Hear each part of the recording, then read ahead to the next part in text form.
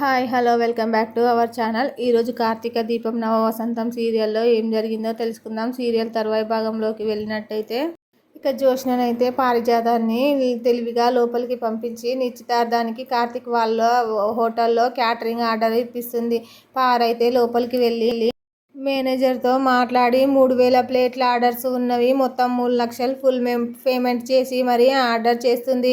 Address ఇచ్చి వివరాలు ఇచ్చి అక్కడి నుంచి బయటికి వస్తుంది పారిజాతం బయటికి రావడంతో కార్తీక్ దీపలు సైకిల్ మీద ఆ హోటల్కి రావడం జరుగుతుంది. రెండు ఒకేసారి జరుగుతాయి. కారులో ఉన్న జ్యోత్స్న దీప కార్తీక్లను చూసి కంగారు పడుతుంది. పారిజాతం ఇక రావడం లేదని అప్పుడే కారు దగ్గరకు వచ్చిన పారిజాతం ఆర్డర్ అయిపోయింది అంటుంది. వెంటనే జ్యోత్స్న చిన్నగా షూ గమ్ము నుండు వెనక ఉన్నారు బావా, దీప త్వరగా కారు ఎక్కు, వాళ్ళకు కనిపించకు, చిన్నగా మాట్లాడు అని కంగారు పడుతుంది దీప. కార్తీక్ కారులో ఉన్న పారు జ్యోత్స్నలు చూసుకోకుండానే లోపలికి వెళ్ళిపోతారు. ఇక వెంటనే జ్యోత్స్న అక్కడి నుంచి పారిజాతంతో సహా కారులో బయలుదేరుతుంది. ఇక లోపలికి వచ్చిన కార్తీక్తో మేనేజర్ సార్ నా తెలివితో ఈరోజు పెద్ద ఆర్డర్ తీసుకున్నా, 3 లక్షల పేమెంట్ ఇప్పుడే చేశారు అంటూ వివరాలు చెప్తాడు. జ్యోత్స్నతో పారిజాతం ఇలా అంటుంది, ఆర్డర్ అయిపోయింది, ఒకవేళ క్యాన్సిల్ చేసుకున్నా కానీ డబుల్ అమౌంట్ మనకే 6 లక్షలు ఇవ్వాలి అంటుంది పారిజాతం. అప్పుడే కార్తీక్ ఆర్డర్ పేపర్లో పేరు చూసి షాక్ అవుతాడు. ఏముంది బాబు అంటుంది దీప. శివనారాయణ అని చదువుతాడు. తాతయ్య గారు ఆర్డర్ ఇచ్చారా అంటుంది దీప. ఇంకా ఈవిడే సార్. నిజం బయటపడంతో కార్తీక్ దీప షాక్ అవుతారు. ఆర్డర్ ఇవ్వడానికి ఎవరొచ్చారు అంటాడు కార్తీక్ మేనేజర్తో. ఓ పెద్దావిడ వచ్చింది సార్ అంటాడు. వెంటనే కార్తీక్ ఫోన్లో పారిజాతం ఫోటో తీసి మేనేజర్కి చూపించి ఈవిడేనా అంటాడు. అవును సార్ ఈమెనే అనగానే దీప కార్తీక్ షాక్ అవుతారు. వాళ్ళు మీకు ఎలా తెలుసు సార్, మీ ఫోన్లో ఈ ఫోటో ఉంది అని మేనేజర్ తిరిగి ప్రశ్నిస్తుంటే, నేను వచ్చే వరకు ఆ ఆర్డర్ ఎందుకు ఓకే చేశావు అంటాడు కార్తీక్. Sorry sir. ఏంటి సార్, ఏదైనా సమస్యనా అంటాడు మేనేజర్ కంగారు పడుతూ. పర్లేదులే నువ్వు వెళ్ళు అంటాడు కార్తీక్. దాంతో మేనేజర్ వెళ్ళిపోతాడు. వెంటనే దీప వాళ్ళు మనకు ఎందుకు ఆర్డర్ ఇచ్చారు బాబు అంటుంది దీప. అనుమానించడానికా లేకపోతే మెచ్చుకోవడానికా అంటాడు దీప. జ్యోత్స్న అయ్యి ఉండొచ్చు, తాత అయ్యి ఉండొచ్చు, నిశ్చితార్థానికి మనకు ఆర్డర్ ఇచ్చారంటే ఎందుకో మనం ఆ మాత్రం అర్థం చేసుకోలేమా దీప అంటాడు కార్తీక్. మరి ఇప్పుడు ఏం చేద్దాం అంటుంది దీప. క్యాన్సిల్ చేస్తే డబుల్ అమౌంట్ పే చేయాలి. నేను అంత అమాయకుణ్ణి కాదుగా. ఆర్డర్ ఇచ్చారు కదా, పద చెప్తాను అంటాడు కార్తీక్. ఎక్కడికి అని దీప అంటుంది. దీప ఎక్కడికి కార్తీక్ బాబు అనగానే కార్తీక్ ఆర్డర్ తీసుకుంటే సరిపోదుగా, మెనూ ఏంటో అడగాలిగా, స్వయంగా ఇంటికి వెళ్ళి కలిసి మాట్లాడదాం, మెనూ రాసుకొని వద్దాం అంటాడు కార్తీక్.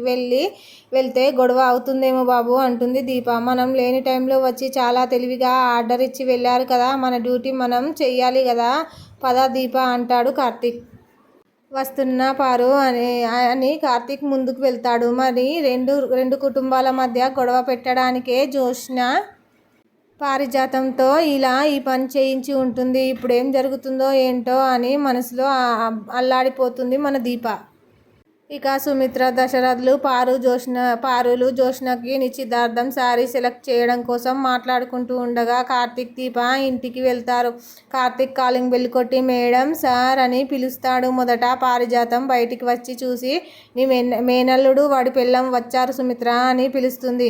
షాక్లో ఉంటారు దశరథ్, సుమిత్రలు. జ్యోత్స్నలు బయటికి వస్తారు. ఇక సుమిత్ర రావడమే కార్తీక్ అని ప్రేమగా దగ్గరకు వచ్చి దీప వైపు చూస్తుంది. దీప వెంటనే తను కొట్టిన సీన్ గుర్తొచ్చి దీపను పట్టించుకోనట్లుగా చూసి మళ్ళీ కార్తీక్తో, పరాయి వాడ్లా బయటనే ఉంటావేంట్రా, లోపలికి రా అని పిలుస్తుంది సుమిత్ర. సారీ మేడం, ఇది గడప కాదు, శివరేఖ, దాన్ని మేము దాటలేం అంటాడు కార్తీక్. మేడం ఏంటి అంటుంది సుమిత్ర. మెనూ ఏంటో